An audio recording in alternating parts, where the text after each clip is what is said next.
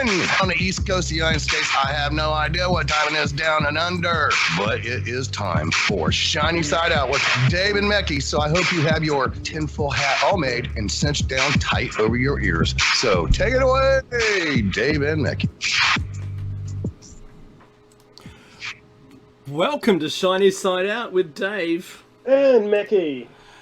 On WZZR Revolution Radio, broadcasting from Australia. Jump into the chat room to chat with us while we're on air and discuss the topics we bring and see the links we share during the show. This is show number 450. Well, 50 and 400. That's the best you can do with that. That's it. You know what? Revolution Radio is on air, online, and on your smart device. So grab an app to listen from anywhere you are on your personal device. Or you can stay at home and listen to Revolution Radio on Grace Tabletop Digital Radios. Just the one, probably. Don't set them up in stereo. Okay, if you missed Solaris' show, well, she was having a break today, and they had a person filling in. I didn't get to catch it, nor did I, and if the chat room could help me out and let me know what they were talking about, and who was the host, who was the temp host in her spot tonight, that'd be great. Because the thing about it is, if, like me, you missed her show, you don't have to have missed it. I can jump in I could actually do this and jump in. I access the archives and I contribute to the station and do that. And you can do that too, and you can get access to her shows, our shows, and everybody's shows on Revolution Radio. And that way, you don't miss it.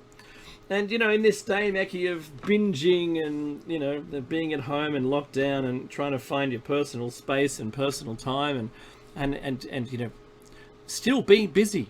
Like all that renewed time that we thought we had with, you know, the deletion of commuting to work, it's all just been filled with other things. And I'm really struggling to rejuvenate the idea of having personal time.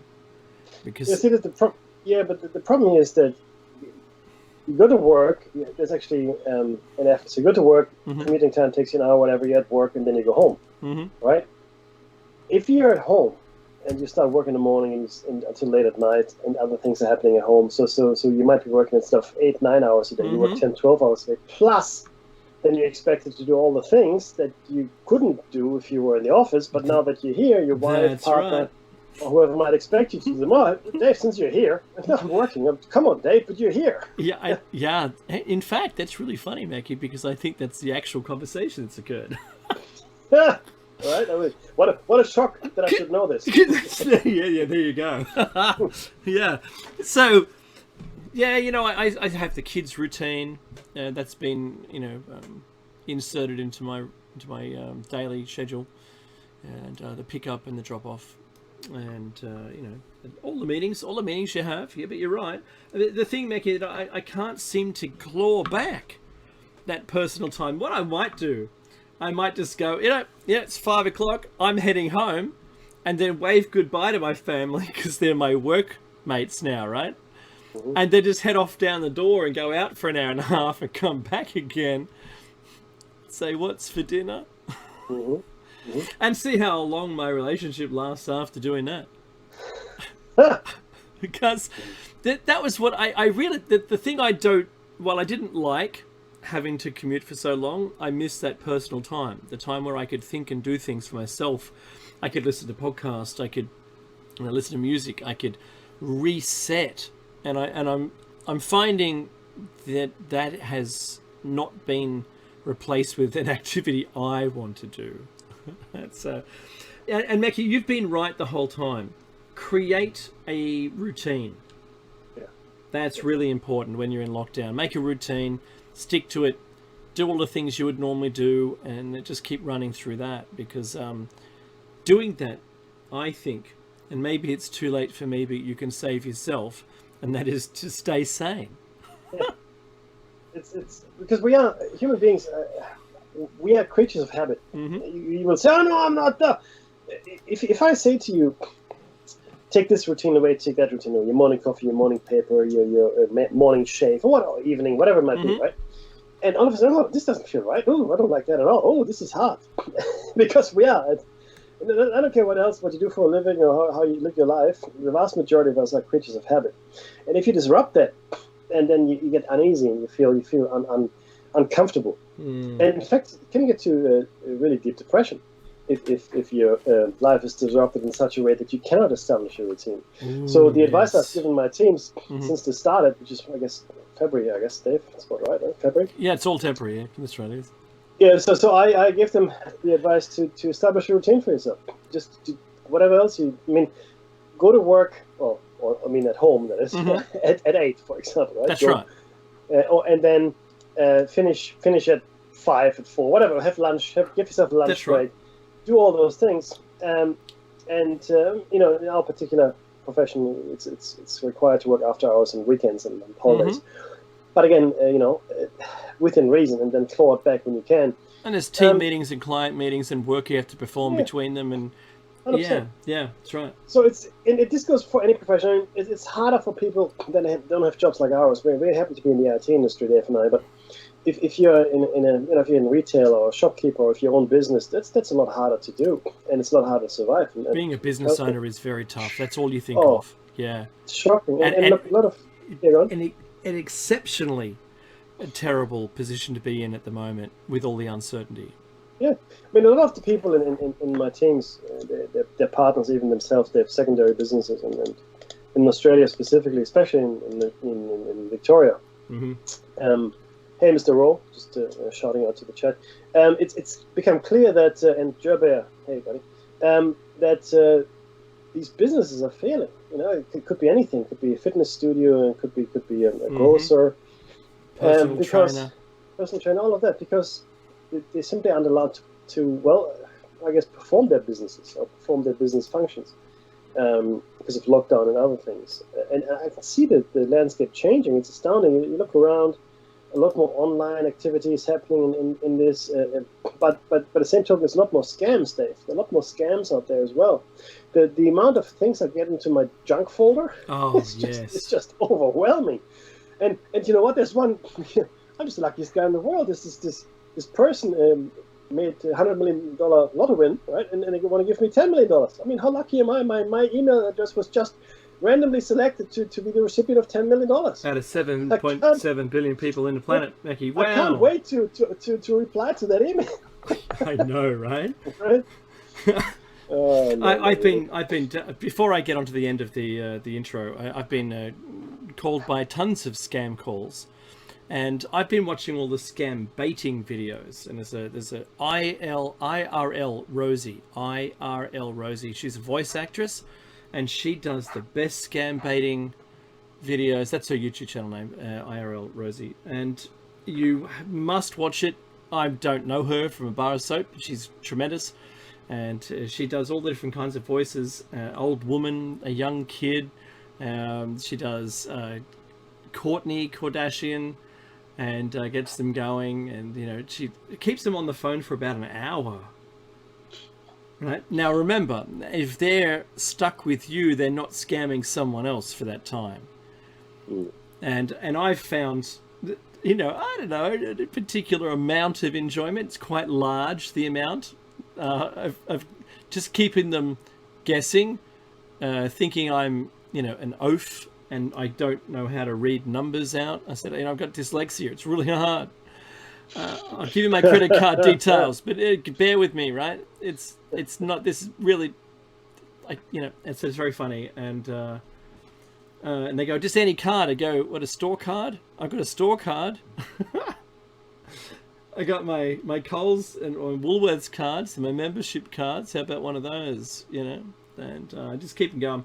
But the most I've done is maybe about 15 to 20 minutes, and that's at a stretch. Like, that's at a very rare occasion you can keep them going for that long.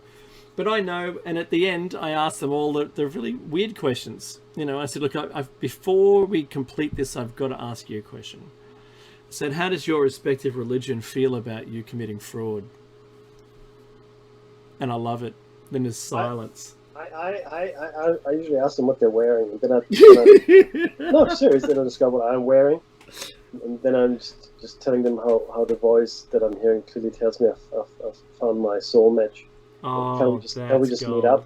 Yeah. And why not? Why can't we do that? Why? Don't reject me. I mean, sir, it's like I mean, no offense to any of our listeners, but if someone says to me, "Oh, my name is Irene, Irene Smith, and I'm calling you from Bankstown." No, you're not. You call me from Noida. You call me from Bangladesh or somewhere, right? Calcutta. That's right. Yeah, it could be anywhere. Anyway, look, the number's obvious anyway. Yeah, your name is not some kind of Anglo-Saxon approximation either. You've got your own name. Stick with it, right? That's right. Because you're not fooling anyone. Come on, be honest. Tell me your actual name. There you go. Yeah. Right.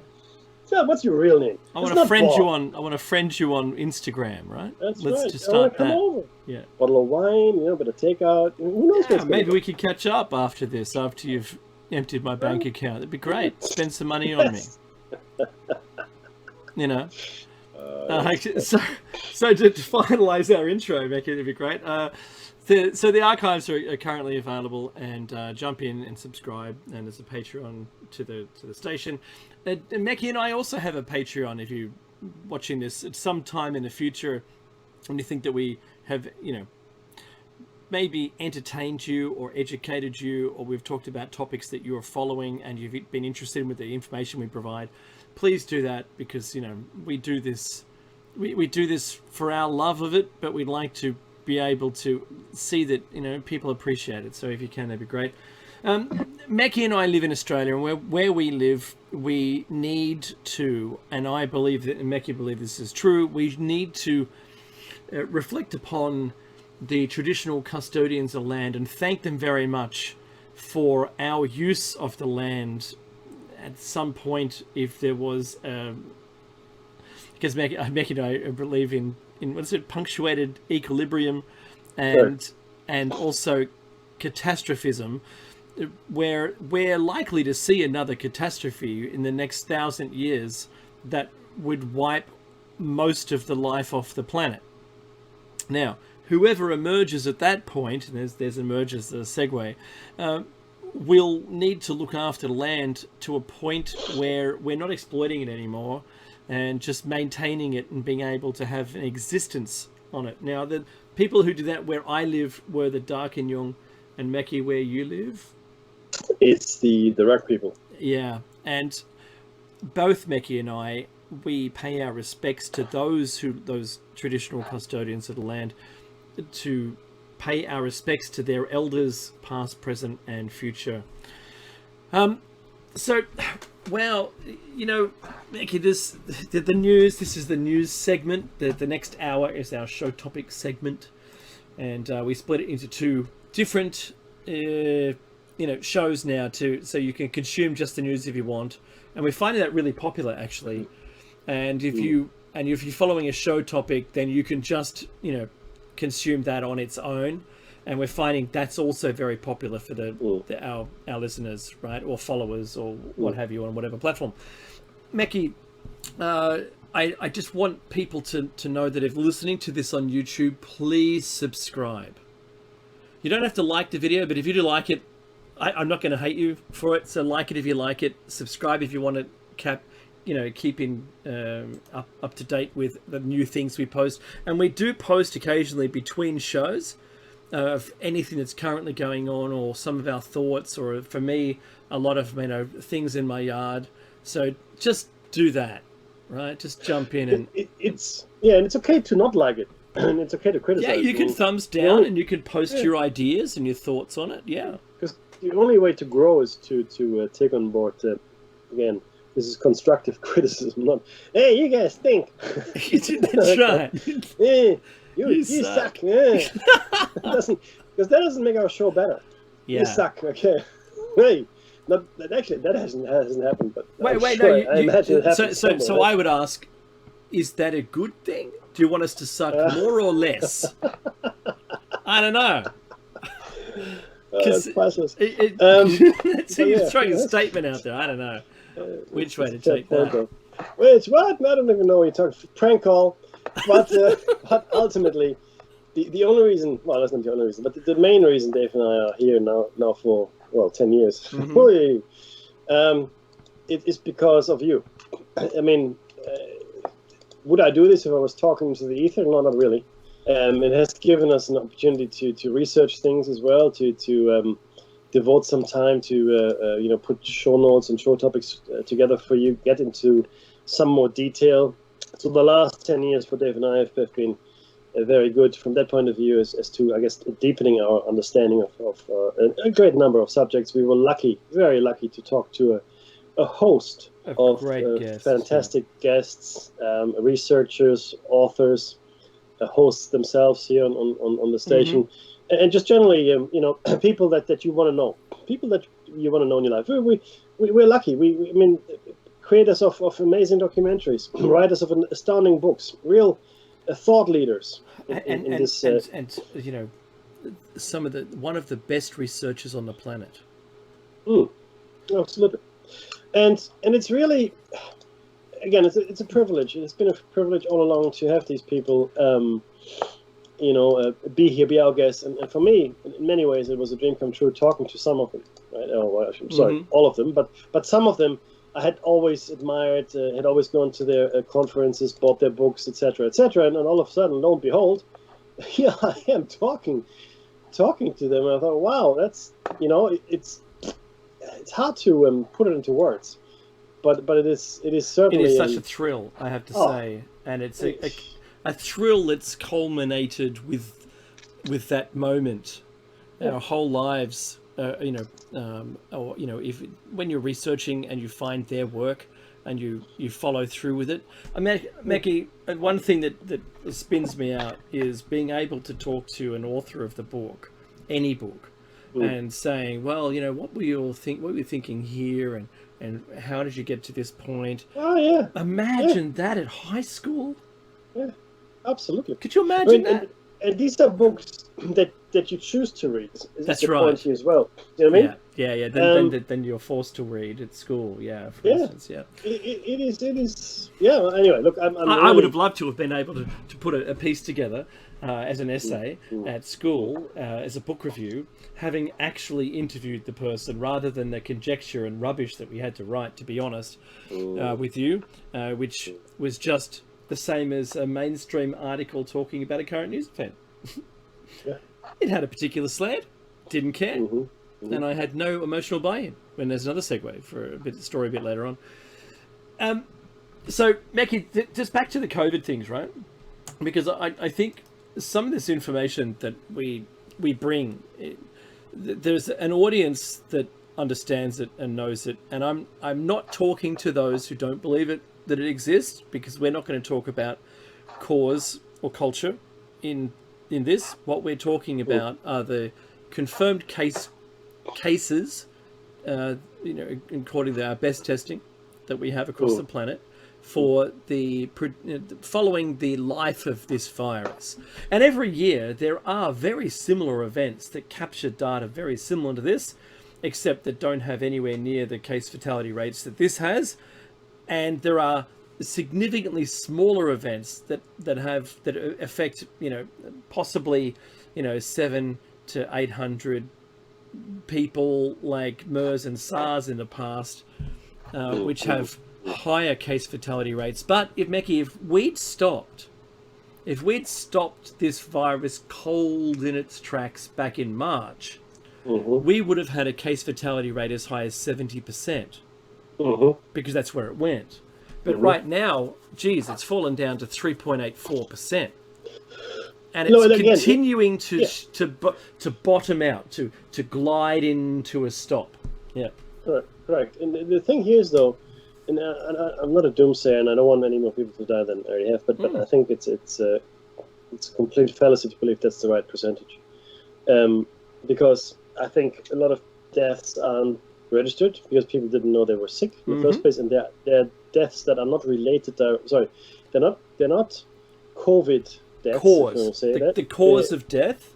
It's not COVID. They just carried the virus at the time of death. Yeah. No. But what I mean is, if there's an overwhelming of the health system underway, I see. That's an unrelated death. Completely. But still due to the COVID pandemic, because they couldn't get access to medical facilities. And don't forget the other knock-on effects, such as, let's say, the economy for a second here. Let's say you lose your job, you commit suicide. Yeah. Right? I mean, the true death toll of this, it is not only virus-related, it is all the antecedents, it's all the things that went before it, that come after it, that all the things undercurrents that are related to it. Everything that is sort of, I like to call it the cloud.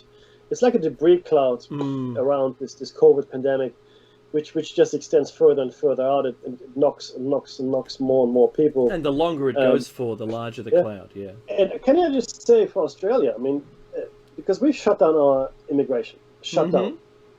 This year, I think we let 500 people in, which normally it's tens of thousands. And that will have a significant impact on our population growth. Significant. And if we keep this up, so if this lockdown, this closing of the borders, immigration, etc., keeps going for any longer, like another year, another 2 years, another 5 years, we will be in a catastrophic situation as far as population growth is concerned. Because Australians themselves, they don't make enough babies. It's a fact. We've been living off the addition to our population by immigrants. 100%. Yes, 100%. And we have been immigration positive, like as far as population is concerned, for decades now. And if we don't have that, then there's a real issue. There's a real problem. So the consequences and impacts of this event, and it doesn't really matter even anymore if it was man-made, if there truly is a virus. The actual impact of this event, the shutdown, the economic impact, that's what's real now. And I dare anyone to argue with me on that, because it's a thing. It doesn't even matter anymore, really, at this point, if there was a virus or not, because whatever purpose was meant to be achieved, it's been achieved. Okay, people are dying of something. Okay, and the knock-on effect, I think we'll find, is much greater. So we've got 1.2 million people allegedly passed away from the pandemic, or the disease. That's what we think. I think we're in the tens of millions in the other areas. Okay, but once we look back 5 to 10 years from now, Dave, maybe 5 years from now, we look back and we look at the stats. We're going, holy moly, look at that impact. That was bad. Yeah. So that's apart from the financial impact. Yeah, completely. Yeah. So Mekki, just regarding the UK hitting 1 million, and they've been very reluctant to allow people to have been declared recovered. With 1 million infected, their current recovered numbers are only 2,839. Yeah.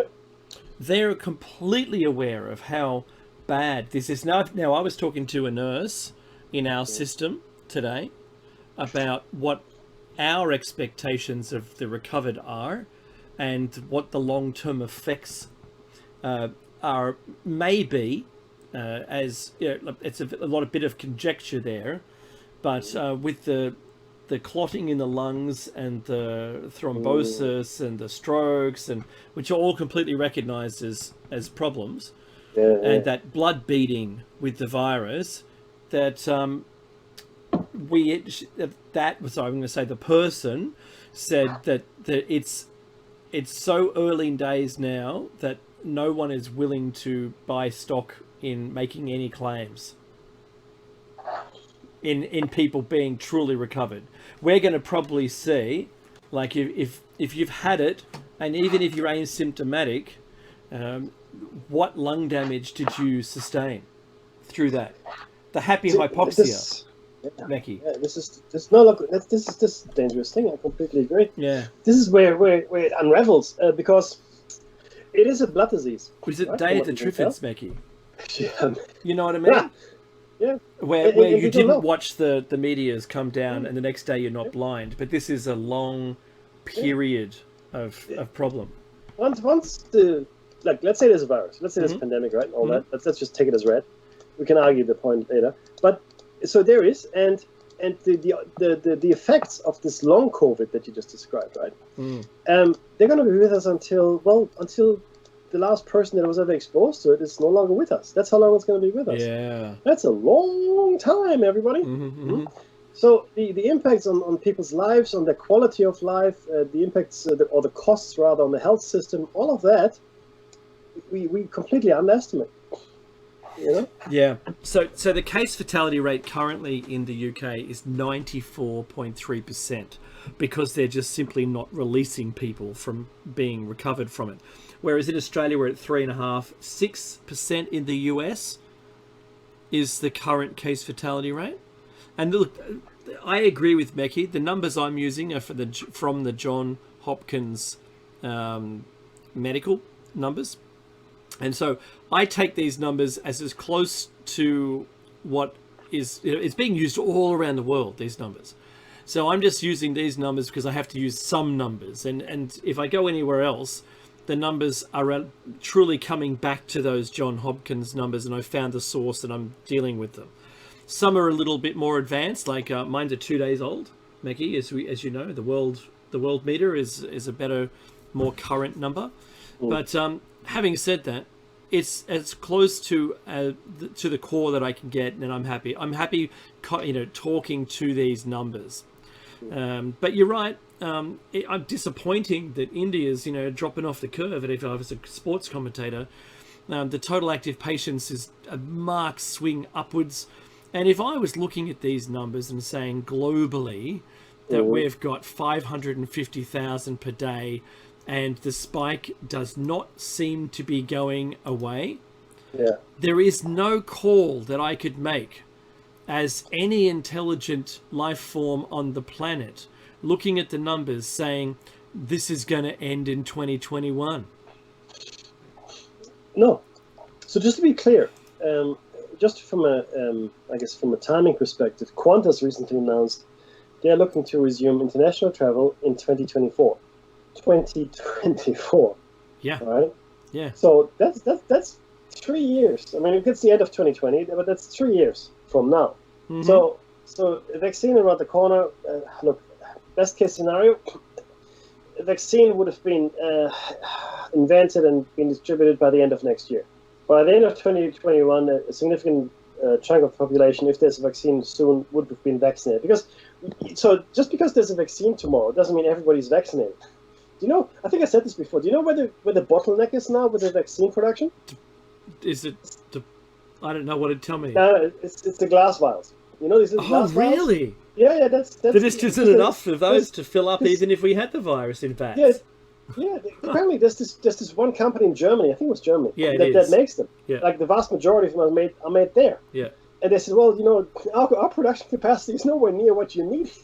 Right? 7 billion? What are you kidding me? So you're thinking, it's a vaccine? No, it's not the vaccine at all. It's the medium in which it's going to be transported. That's the bottleneck here. And it's funny how these are mundane things. You don't really spend too much time thinking about it, but it's really funny how reality, how the world just keeps slapping you around with these mundane considerations. Where you have got enough glass vials, slap. Or you have got the truck to transport them, snap. We can't ship internationally. Slap. Yeah. Good luck with that. And then, Trump has said that we've got the military ready to deploy it, but of course there's the stopping gap. Just as Mickey was talking about, can't get it. So it hasn't even been approved yet. And the doctor died, and the person in England, their spinal cord was eaten by their own body. Yeah, right? That's not so good. That's a good thing. It's not a good thing. If it melts you into a jelly and you can get through really thin crevices, that's an advantage. Yeah. But you've lost structural integrity at this point. Structural integrity. Right. Captain, she's breaking up. I cannot push her any harder, Captain. It's the dilithium crystals. So, Mecky, when I look at the peak of this current, in the last month, in October, pretty much. Of what we've just, gained as daily cases. At no point has the daily cases across the planet fallen. It's just went up a bit, flat a bit, up a bit, flat a bit. Now it's up so steep that it makes all the others look like, it was a kindergarten. Yeah, we're just testing. We're just saying, we're gonna see what's possible. And now that we know, let's go for it, man. Just go for it. Yeah, just open up everyone. Who cares, right? Let's let it all happen. Open up. Yeah. Yeah, But you're right, though. The graph is pretty scary. It is, and look, while I laugh about it, I'm not laughing at the deaths. I feel sorry for anyone who's died as a result of directly being in contact with the virus, or indirectly because of all the things we've mentioned, or worse still, the conditions that were left behind in which you felt that this is not talking to the people who did it, but the people who had to see their friends at funerals, or via Zoom funerals, which I actually lost a friend of mine, Mecky, this last night. To COVID? No, not to COVID. To a brain tumor, yet another one, preferred side of the mobile phone. Is that right? Yeah. This is the second one that I've known personally. It's a thing. No. Of course it's a thing. I know, but right? you can't say that. Look, let me tell you. But I can't say that, and I know I'm not a medical expert, so I'm not going to join the two together. All of things happen all the time. Like, this is slightly off topic. I just want to put out there that there are a lot of things that are not being said, and they're not being said because of fear of suing. What do I mean by that? So there's mobile phone one. There's a very, very trivial one. So my daughter suffers from nosebleeds. Right. I had nosebleeds, and my father had nosebleeds, and it's congenital. Mm-hmm. Yeah, but this is congenital, right? We all the same. Like I've got HHT. Yeah. And so we go to the foremost specialist in Sydney, and we go visit him, and he says, there's a direct correlation, and he's done this for decades, between Nutella and nosebleeds. He says as soon as kids get off Nutella, the nutty chocolatey spread, the nosebleeds stop. But he can't say that. Like, he can't actually go to publish a paper saying, hey, wow. we don't eat Nutella. Why? Because they would sue his parents off. Oh, yes, that's right. It's just like when Oprah said something about the beef industry in the US. Yeah. Can't do it. No. Can't be done. So the truth is out there. Like, people know what it is. Problem is, you can't talk about it. You can't say it. No different than the tobacco industry always knowing of the health problems associated with cigarettes. And just keeping it quiet. But anyway, that's it. All right. Oh, let's move on. I'm moving on. I've already moved on. Hey, the US election, Mickey, and I'll pinch in the punch for the first of the month, by the way, because it was Halloween last night, and right now in the US, still you might be celebrating Halloween, and we had a big party at my house, 20 people exactly. 6 adults, 14 children. It was good to actually have a party. We were all as social distance as possible, except for the children, because they throw caution to the wind. No, actually, no, they just totally forget about social distancing, and they're just kids. But it was good fun. But Mecky, what's coming for the US? Our greatest listening audience is the US election, and there's just less than 2 days. I've got the. Oh, I should share it on the YouTube clip. Here we go. But there's 1 day and 22 hours, 23 minutes left before the election. Having said this election has seen the greatest election day voter turnout ever. Absolutely. Not ever have there been as many votes cast prior to the actual election day than now. The funny thing is this. I've been listening to a lot of commentary, Dave. There's an communications director as well of the White House. He's still speaking out. He was communications director, I think, for 11 days before Donald Trump fired him. Oh wow.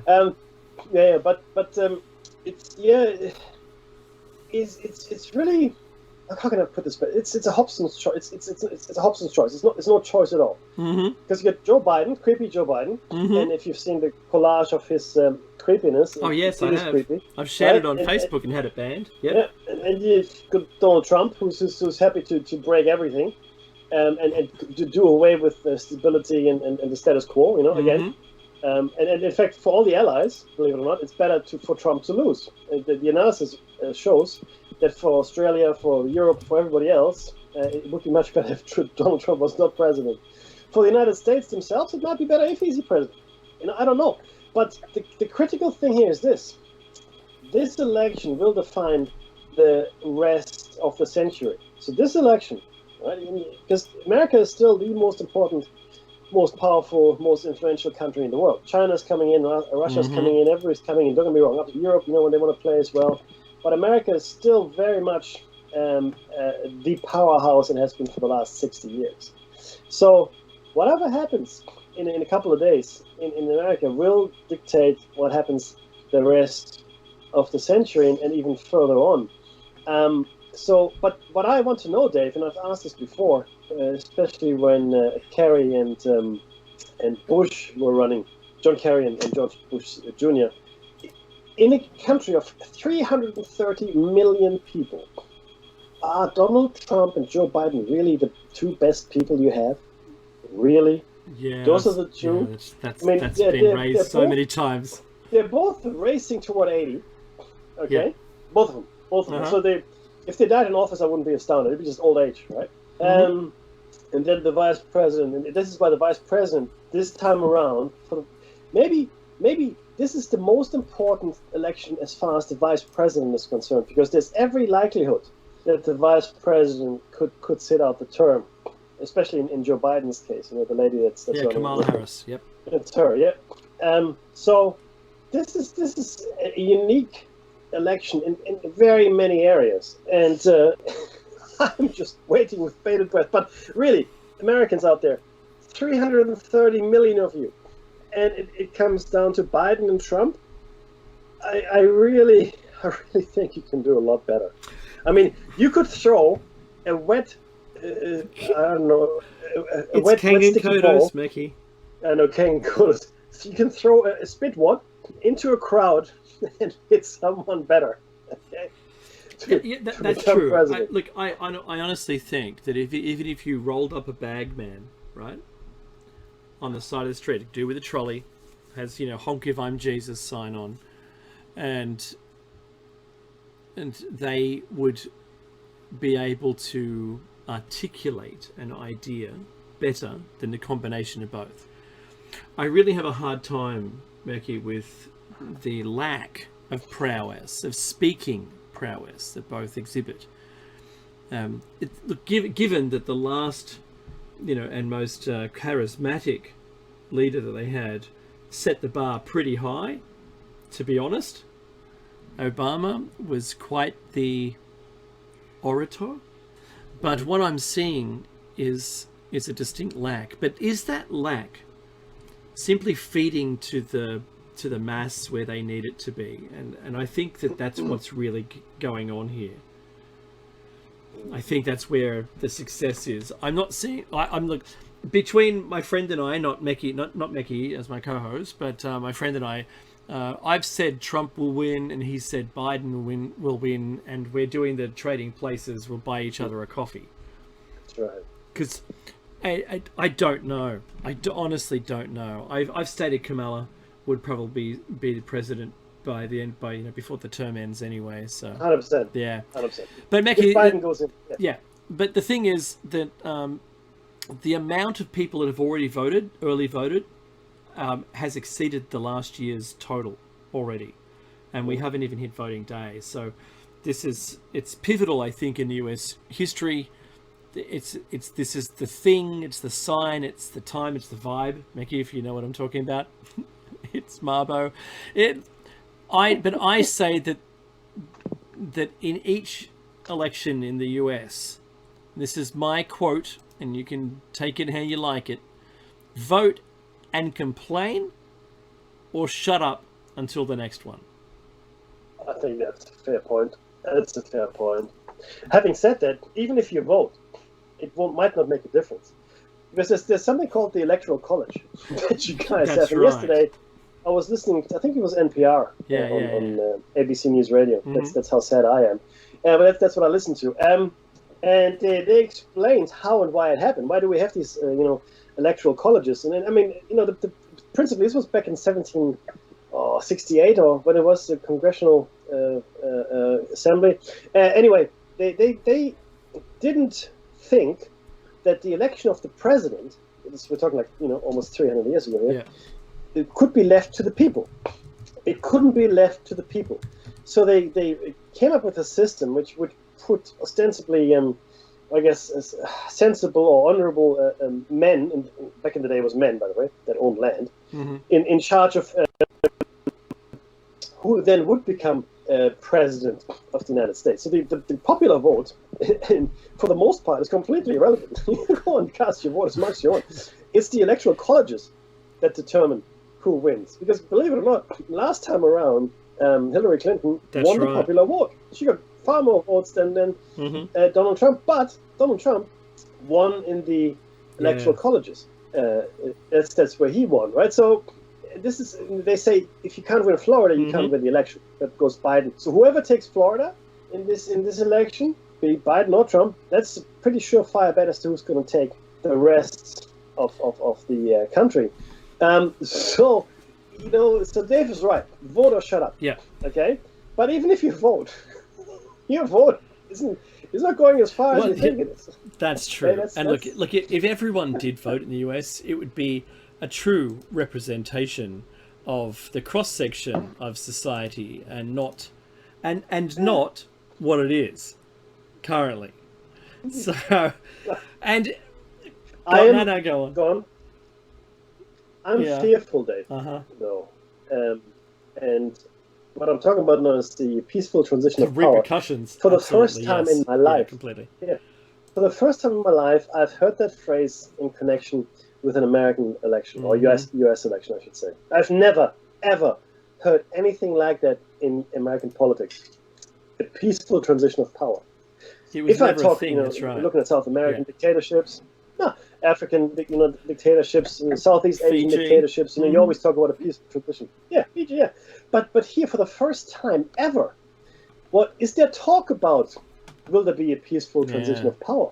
It's unthinkable to me personally. It's unthinkable to think of America as a place where the election results would spark violence, civil war, like they do in banana republics. In banana republics, it's expected.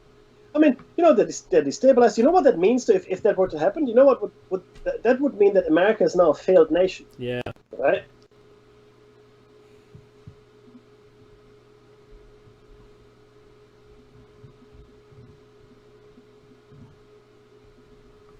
Mm-hmm.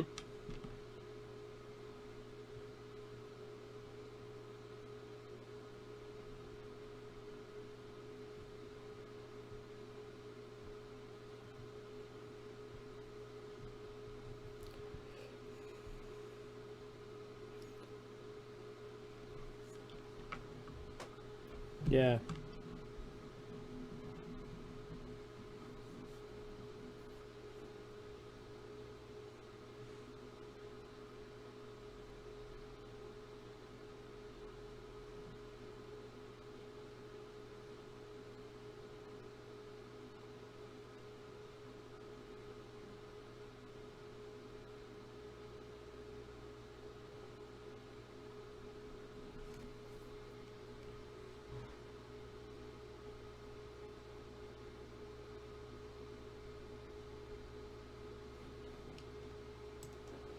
Mm-hmm.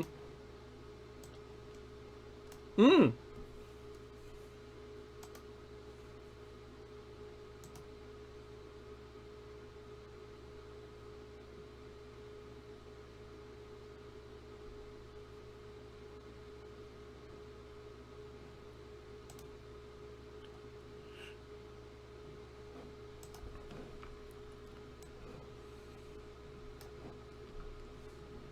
Clarity. Yeah. Well, look, I'd spoken to my neighbour about this same thing and have we had the same conclusion? It is definitely it is a pivotal time in history, and the right has more weapons than the left, believe it or not. And I'm not asking for anything. I'm just trying to actually just calm the hell down, I think is the way I would describe it. Let the process finalize and see what happens, because I don't want anyone to be injured over a political decision or an outcome. I think that's all kind of bad, right? I'm trying to water it down a little without saying all those other words, right?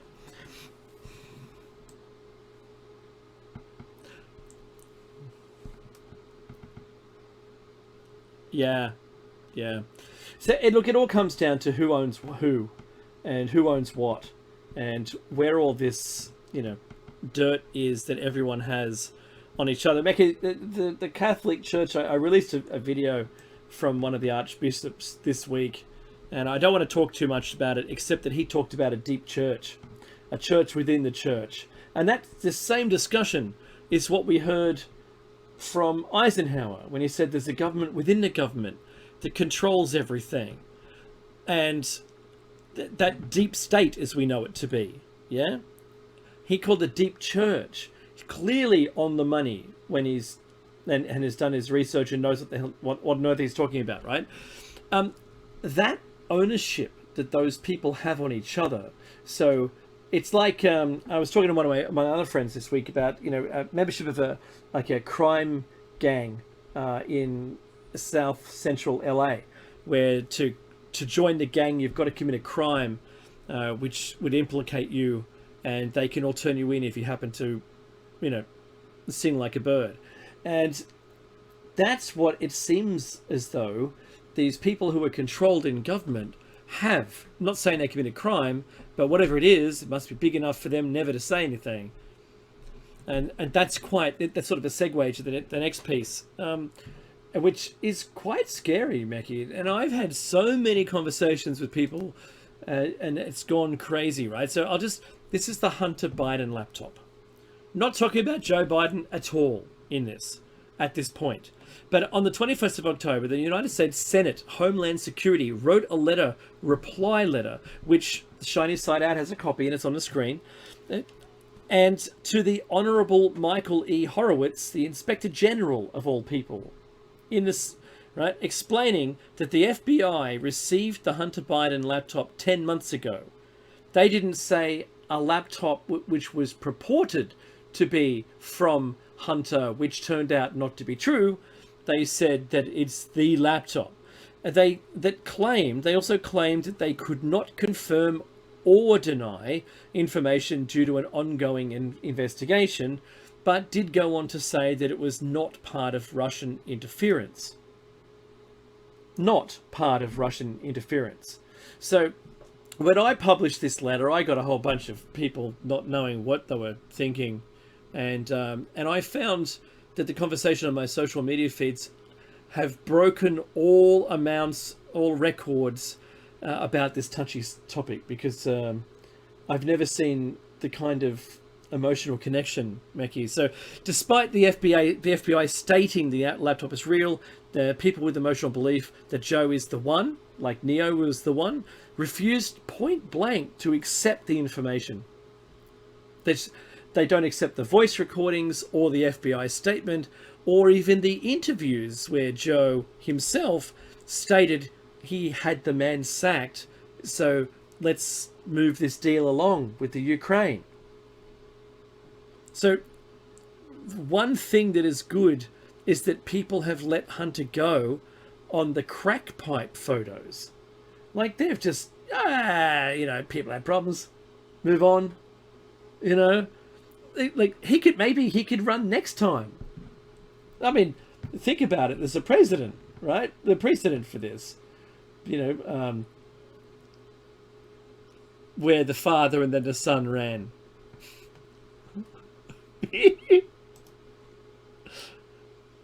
What's that?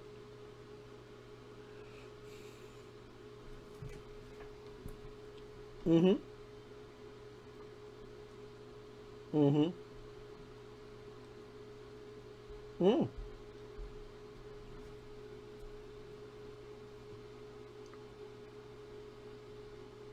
Mm-hmm. Yeah. Mm-hmm. Mm-hmm.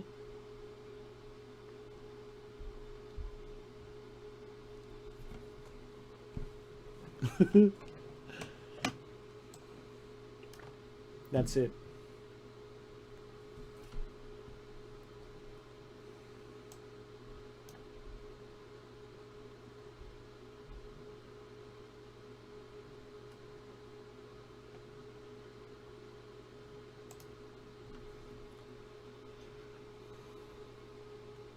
Mm-hmm.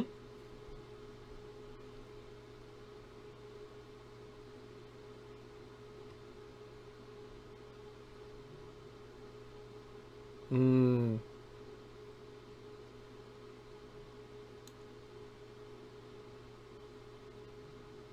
That's right. Yes.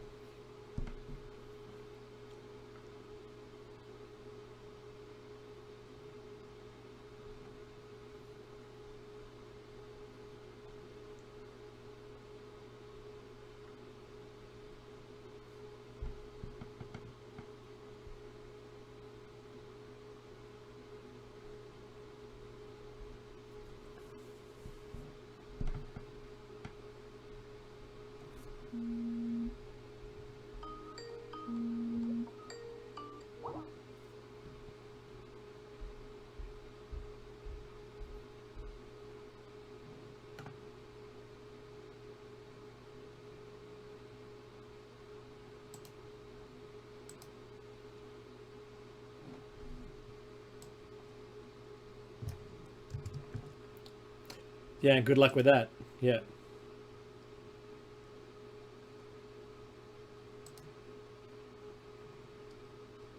He just had a heart bypass this week. I know. Yeah.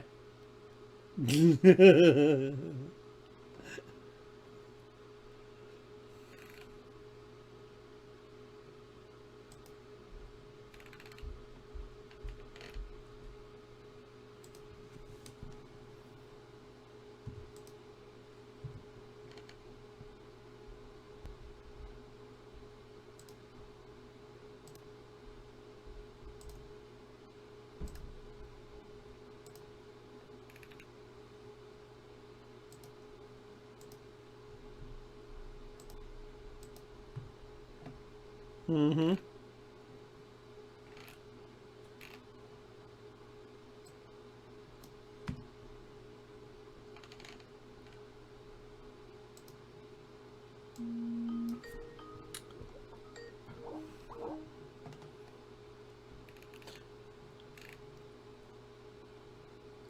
No, that's true right there.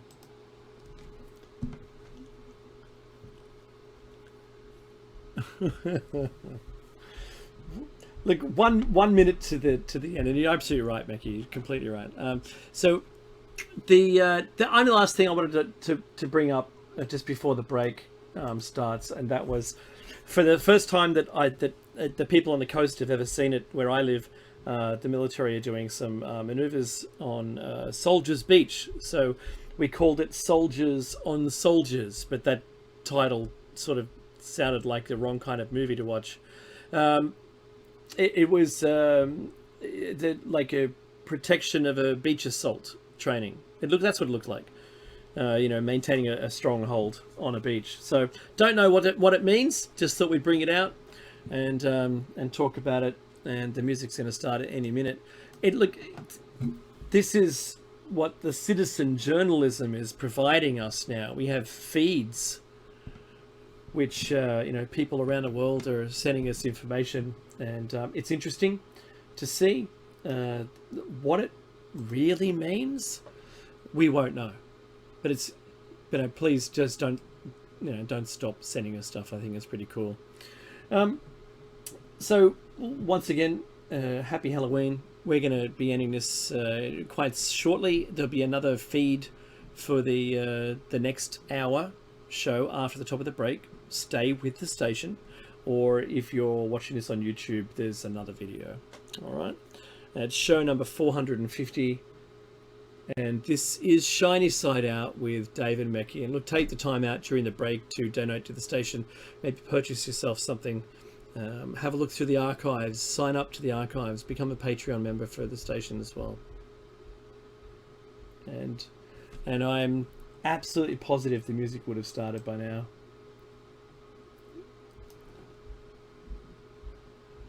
There might be some interruption to the bumpers. Yeah, that makes sense.